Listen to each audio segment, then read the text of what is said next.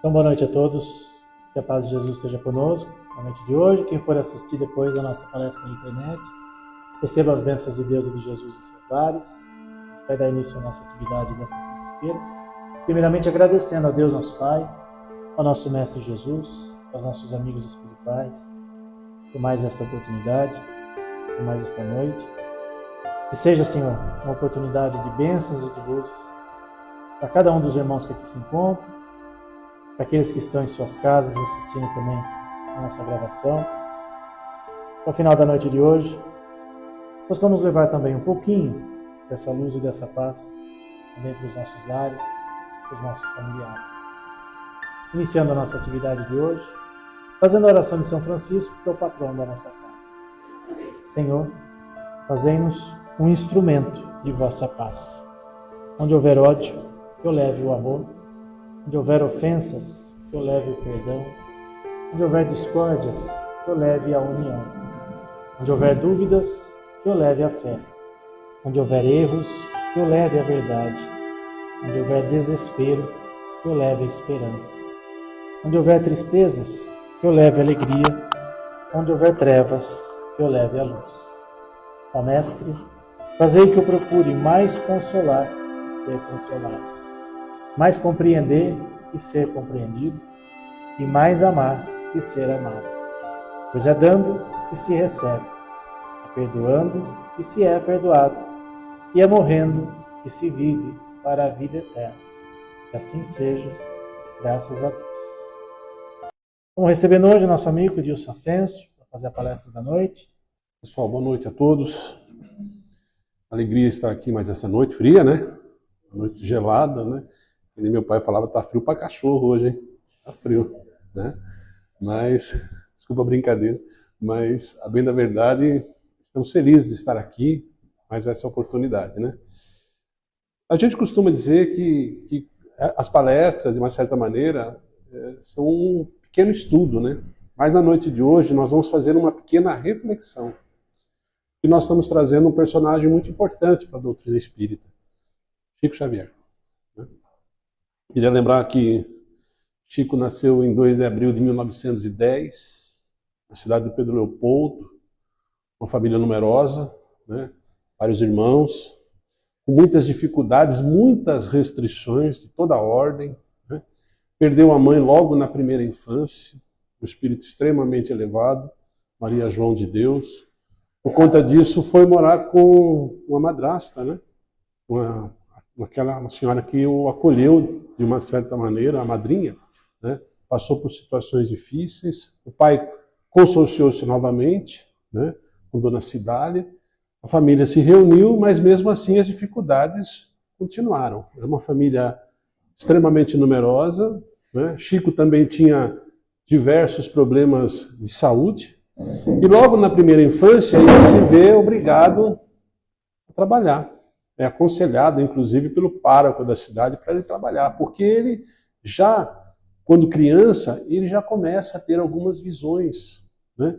Ele começa a perceber o intercâmbio do mundo invisível, né? Algumas comunicações, algumas percepções mediúnicas que, de uma certa maneira, eram incompreensíveis. Imaginem hoje uma criança nessas condições, o que se faria, né? E naquela época, então, poderia-se dizer que ele tinha algum tipo de problema mental, né?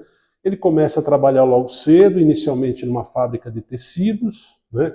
Posteriormente num armazém, até se empregar no Ministério da Agricultura, onde ele ficou 30 anos, né? Foi datilógrafo no Ministério da Agricultura, lá em Pedro Leopoldo, que foi uma passagem até muito interessante. De maneira que a reflexão que eu proponho é o quão foi difícil a vida desse homem, né?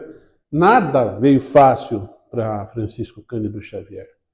Desde a infância, quando perdeu a mãe, as dificuldades com a família, problemas de saúde, etc. e tal, problemas inclusive de relacionamento com os irmãos ali, né, que mais adiante nós vamos falar.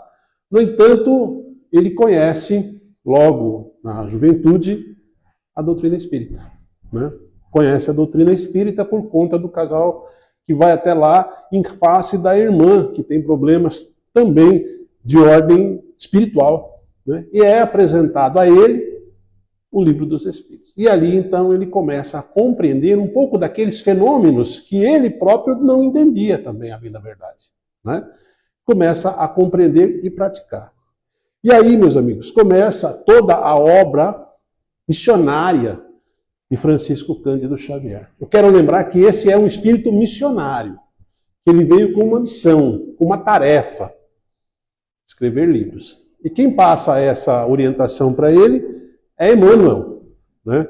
O benfeitor espiritual que o acompanha praticamente desde a juventude, né? Emmanuel aparece para ele em 1931. E logo em 1932, quando ele tinha 22 anos de idade, Chico escreve o primeiro livro, né? Parnaso de Além-Túmulo. Uma obra extremamente reveladora. Poesias, prosas de poetas brasileiros e portugueses. E por que reveladora? Porque, a bem da verdade, fica então a interrogação. Como poderia aquele senhor, aquele jovem, com 22 anos de idade, que teve apenas o curso primário, escrever um livro nos moldes de Parnaso de Além-Túmulo? Isso causa muita repercussão. Porque se efetivamente ele tivesse escrito aquela obra, ele seria um gênio, não é? Aliás, Monteiro Lobato diz exatamente isso. Falou, olha, se esse homem escreveu essa obra, é necessário dar uma cadeira a ele na Academia Brasileira de Letras. Humberto de Campos também se manifesta sobre a obra, uma obra extraordinária, né? E perguntado lá no Pinga Fogo sobre como ele escrevia, né? E ele simplesmente relata, olha, eu era um simples cidadão, eu recebia aquelas mensagens e transcrevia. Mas a revelação foi muito grande, né? Imagine um impacto naquela época, em 1932, um livro nessas circunstâncias, né? Um jovem de 22 anos trazendo um livro de poesias. Não para aí. Essa foi apenas a primeira obra de Francisco Cândido Xavier. A segunda obra também muito reveladora, né? Cartas de uma Morta, escrito por sua mãe, Maria João de Deus. E ela traz revelações muito interessantes, inclusive ele faz perguntas à mãe sobre a vida no mundo espiritual, vida em outros planos de existência. E ela explica, está lá na segunda obra de Francisco Cândido Xavier. E através deles, meus amigos, Chico escreveu mais de 400 livros, né?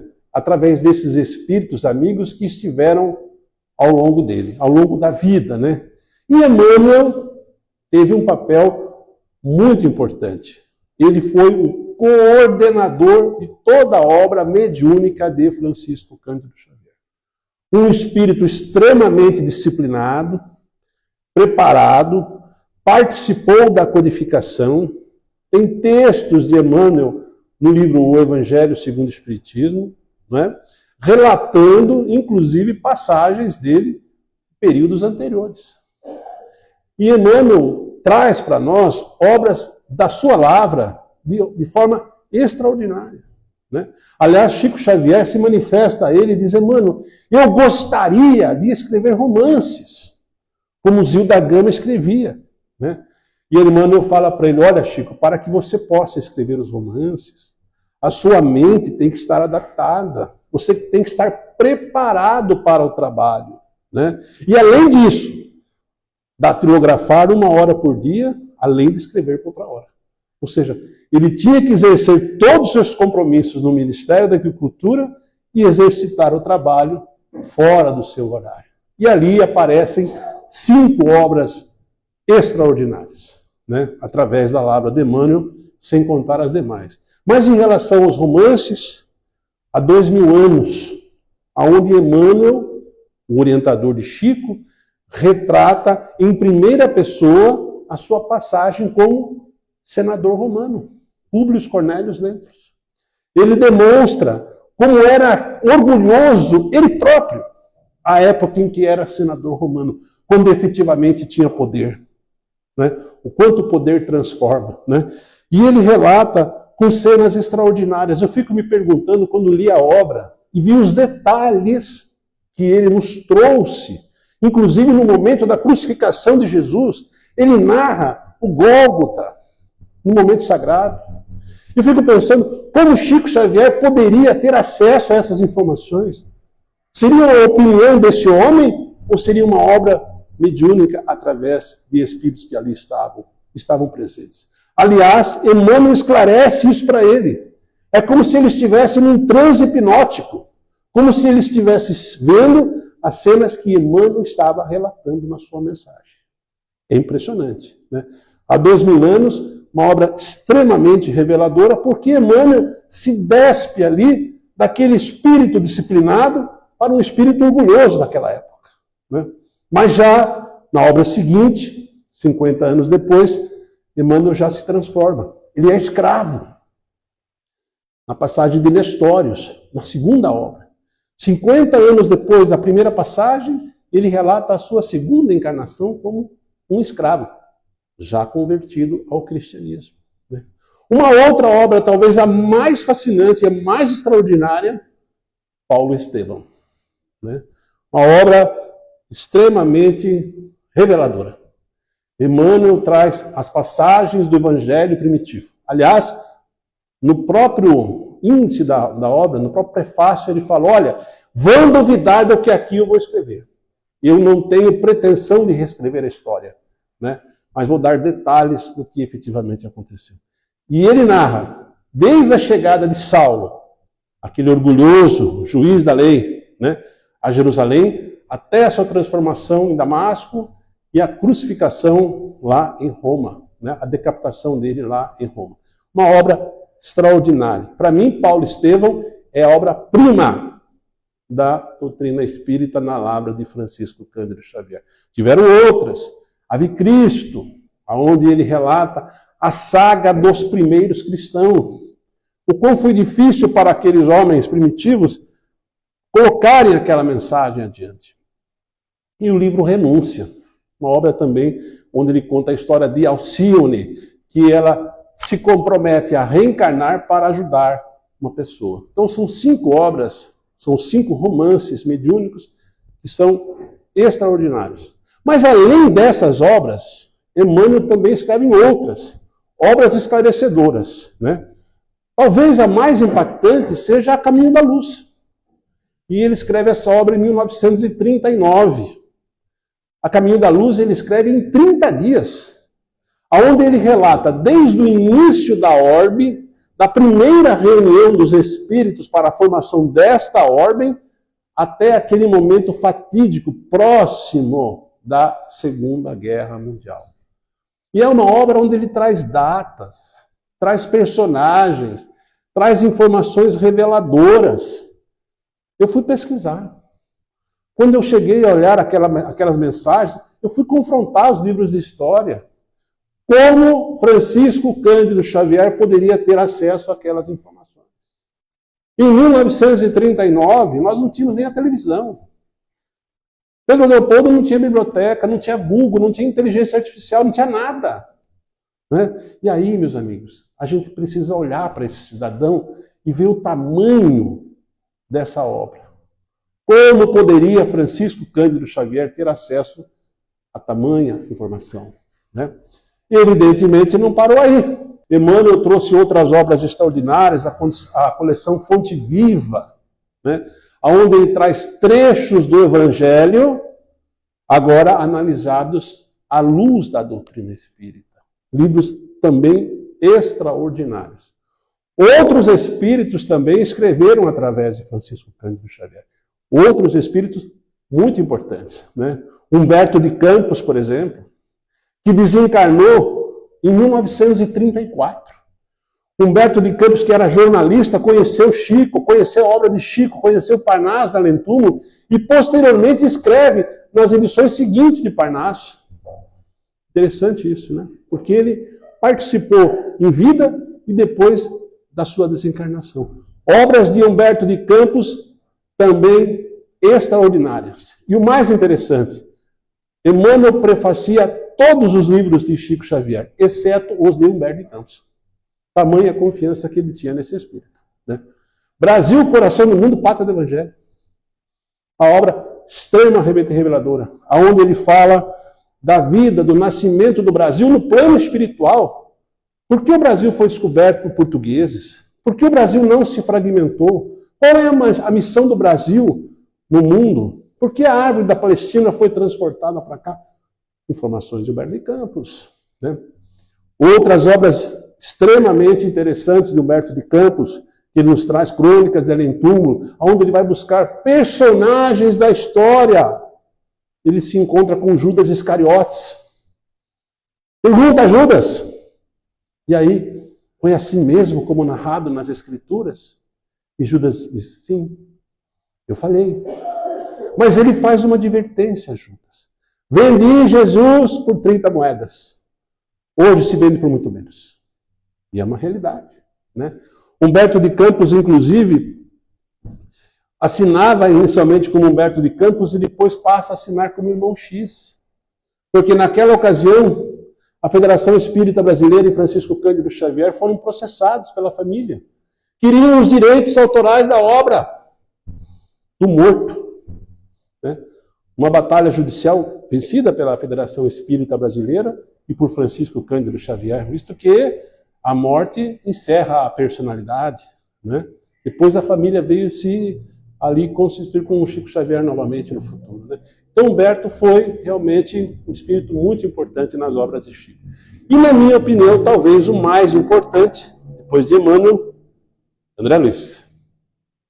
André Luiz aparece para Chico Xavier. Aliás, no livro Voltei, do irmão Jacó, o Jacó, que era espírita, enquanto encarnado, vice-presidente da Federação Espírita Brasileira, se apresenta a Francisco Xavier desencarnado, já o Jacó desencarnado, diz, olha, eu queria escrever aí. E aí Chico diz, olha, o telefone sempre toca de lá para cá, você tem que esperar a sua vez. Já chegou agora, quer sentar na janelinha. Né? Que nem o Romário fala, chegou, já quer sentar na janelinha. Não pode. Aí ele explica que André Luiz ficou 700 dias sermonizando com Francisco Cândido Xavier para trazer aquelas revelações. Né?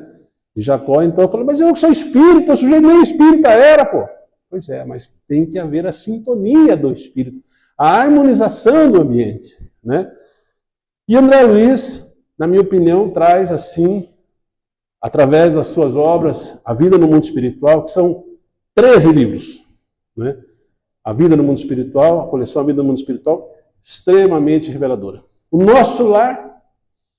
Eu, quando li Nosso Lar a primeira vez, falei, esse Chico é meio doido. Não é possível. Uma cidade no mundo espiritual, ainda na atmosfera do Rio de Janeiro, com vida, com pessoas, com personagens, com interação, com ônibus, com praças, com jardins. Falei, não é possível. Isso aqui Eu praticamente deixei o livro de lado e falei, isso aqui é obra de ficção científica. Não é obra da doutrina espírita. O próprio Chico duvidou, a ponto de ser convidado por Emmanuel e pelo próprio André Luiz e visitar a colônia Nosso Lar, aonde ele estava, e não teve acesso a tudo, só as imediações da colônia. Uma colônia espiritual criada e plasmada por portugueses do século XVI. Uma cidade espiritual vinculada ao estudo e ao trabalho. Algo extremamente revelador. Ele fala de vida, ele fala de casamento, ele fala de água, de animais, ele fala de tudo. Uma obra que não choca o que Kardec nos trouxe. E eu acho que é isso que é importante que a gente venha relatar. Tudo que Chico Xavier nos trouxe e André Luiz em suas obras não contraria os ensinamentos da edificação, mas em absoluto ele complementa as informações. Como é que nós poderíamos ter apenas 5 obras fechado a codificação? Então vem o André Luiz e conta aspectos do dia a dia da vida no mundo espiritual. No livro Entre a Terra e o Céu, que é o livro mais adiante da coleção No Mundo Vida Espiritual, lá no prefácio ele diz, olha, os personagens dessa obra são pessoas como nós. Não tem heróis aqui. Não tem super-heróis. São apenas personagens igual nós, que vivem e precisam reparar os seus erros. Então são obras que Chico nos traz, através de André Luiz, assim, com muita revelação. O livro Os Mensageiros, que já apareceu também no cinema, né? Que fala dos médiuns, em especial aqueles que assumem um compromisso no mundo espiritual, reencarnam e falem na matéria. Né? O livro número 3, Missionários da Luz, já falamos sobre ele aqui, uma obra também reveladora. Fala do perispírito. O livro Libertação, do processo obsessivo no mundo maior, problemas da mente. Entre a terra e o céu, relação entre as pessoas, encarnados e desencarnados. Essa obra é uma obra muito interessante porque ela começa na Guerra do Paraguai, as famílias vão se entrelaçando, reencarnando e todas elas tentando reparar os nossos erros. Como exatamente acontece conosco, na nossa família. Ou não é assim, Wilson? Exatamente assim. Ele fala da mediunidade em 2 obras, Domínios da Mediunidade e Mecanismo da Mediunidade. No livro Sexo e Destino, onde ele trata de problemas da sexualidade, já na década de 40. Né? Assim, então ele traz muita informação sobre como se dá a vida no mundo espiritual. E eu que pensava que ia morrer e ia descansar. Né? Só que não. Muito trabalho no mundo espiritual. Até assistir palestra a gente vai ter que assistir lá. É por isso que a gente já vai acostumando aqui. Né? A gente já vai assistindo palestra, fazendo palestra, para a gente se acostumar. Porque quando chegar lá, Wilson, você vai se lembrar que quinta-feira é dia de palestra. Vai ter que ir lá. Dia e hora mais. Eu me recordo, meus amigos, uma passagem muito interessante, um curso. Muito comum agora curso na Casa Espírita, né? Aí o sujeito estava matriculado. Tinha muita gente matriculada no curso lá. Mas naquele dia 2 não foram. André Luiz narrando a história. Aí olharam lá e falaram, faltou 2 aí. Como é que estão esses 2 que não vieram no curso hoje? Aí eles vão lá. Na casa do sujeito. Um estava lá. Não conseguia sair do corpo. Porque na hora do jantar ele tinha ofendido um desencarnado que foi tirar satisfação contra ele. Ele saía do corpo, o cara lá. Você falou de mim aí? Tá. Tirou a satisfação dele. Não foi no curso, faltou no curso. E o outro que estava pensando em outras coisas.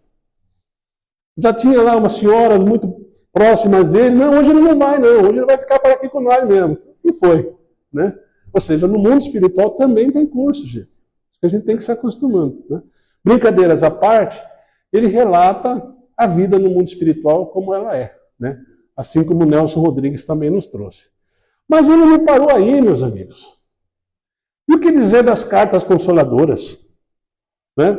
Foram praticamente 10.000 cartas consoladoras a pais e mães, parentes que perderam seus filhos, que iam até Uberaba, já na segunda fase da sua vinda, receberam uma informação de um ente querido, onde ele não tinha nenhum acesso àquelas informações e ele narrava aspectos daquela pessoa que o procurava, do desencarnado. O quanto isso foi útil, né, para aquelas pessoas que acreditaram na imortalidade. Acreditaram que os seus entes queridos, muito embora desencarnados, estavam no mundo espiritual, mas estavam vivos. Porque a vida não cessa no túmulo. Ou seja, no mundo espiritual ela continua. E a prova eram as cartas que ele produzia. Né? O consolo que ele dava àquelas famílias. Mas eu falei no início que o problema era a reflexão que nós precisamos fazer. Porque veja só, um sujeito nessas condições, com fragilidade física, ele tinha problemas de toda a ordem, inclusive na vista. Vocês devem se recordar daquela passagem em que quando ele estava com problema numa vista, né, o Emmanuel perguntou, mas e a outra? Como é que está? A outra está boa, então vamos escrever, vamos trabalhar. Né? Aproveitar essa oportunidade. Né? Aliás, eu tenho um tio que, para mim, esse é um exemplo para mim de vida. Né? E hoje eu tive a notícia que ele está perdendo a visão. Né? Uma vista já perdeu, a outra está com 10%. Aí falando com ele hoje, ele falou assim, mas 10% está bom, porque eu ainda tenho chance de recuperar. Falei, é isso aí. Né? Você veja só que mesmo diante da dificuldade, né, sempre a gente está próximo de ver o lado bom da coisa, né? E aquilo lá me desarmou, né? Porque eu falei, meu Deus do céu, o sujeito praticamente não está enxergando e ainda não reclamou. Não reclamou, né? Ou seja, ele me mostrou assim, me deu uma lição, né? Aliás, não foi a primeira, né? Não foi a primeira. Esse homem acho que vai direto lá para o céu, vai passar direto, não vai passar nem na região umbralina, né? Mas enfim, Chico também teve essa missão. Um espírito que tinha muitas dificuldades, problemas financeiros. Chico não recebeu nenhum tostão por mais de 400 obras. Ele poderia ser um homem milionário, mas abriu mão da renda em favor da Federação Espírita e do Espiritismo. Deu o seu testemunho. Se espíritos dessa elevação se aproximaram dele, é porque ele permitiu, ele ofereceu a sintonia. Ou seja, ele estava apto a receber essas informações. E ele já dizia isso. Os ruins não passam perto. Ou seja, só aqueles que realmente estavam aptos estavam próximos dele. Isso é um exemplo para todos nós. Não é? Um exemplo de nós entendermos que nós temos uma missão, que nós precisamos enfrentá-la, mesmo diante das dificuldades que são inerentes a todos nós. Todos nós temos as nossas missões. Não é? Eu tenho a minha, os senhores devem ter a dos senhores, todas elas, segundo André Luiz, vinculadas ao bem e à caridade. Porque quando nós desencarnarmos, meus amigos, e nós vamos desencarnar, vai chegar o momento em que o nosso nome vai estar lá numa certidão de óbito. Vai chegar esse momento. Mas quando isso acontecer, lá no mundo espiritual, nós precisamos interrogar a nossa consciência e dizer, olha, eu fiz o que era possível dentro das minhas limitações. Pratiquei o bem naquilo que foi possível. Exerci o meu trabalho no bem da maneira que foi possível, porque não nos foi pedido nada além disso. Tudo que Jesus nos trouxe foi através dos seus exemplos, da simplicidade. Jesus não trouxe fórmula rebuscada, em absoluto. Jesus trouxe humildade. E às vezes a gente fica apegado a determinadas situações, sentimentos, emoções, que inclusive dificultam o desencarne do espírito após a passagem para o mundo espiritual. E Chico era tão humilde que desencarnou um dia em que ele próprio previu. O Brasil estará muito feliz. 30 de junho de 2002, quando o Brasil ganhou a Copa. Foi justamente por isso. E agora muito próximo, né? Não só da Copa do Mundo, que nós estamos vivendo, a Copa do Mundo, mas também a data do desencarne de Francisco Cândido Xavier. Nós, enquanto espíritas, meus amigos, ainda não conhecemos, nós enquanto espíritas, a magnitude desse homem, o tamanho de Francisco Cândido Xavier. Né? Quão grande foi esse personagem, que foi eleito, inclusive, o maior brasileiro de todos os tempos. Foi indicado 2 vezes ao Prêmio Nobel, né? Assim como André Luiz, né? Na condição de Carlos Chagas.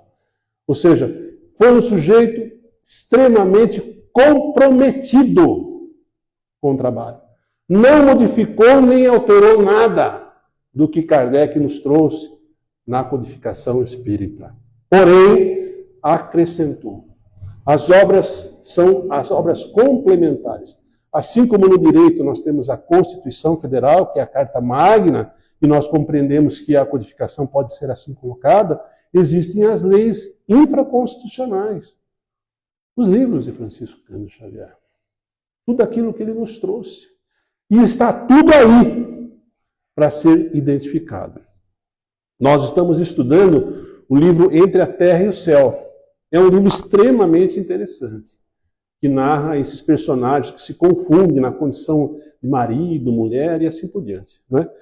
Esse livro foi escrito há mais de 80 anos. E quando a gente olha e lê essa obra, você fala, parece que foi escrito ontem. Parece que foi publicado ontem. Parece que a TVT noticiou ontem esse relatório. Mas não, foi há 80 e tantos anos atrás que ele escreveu isso.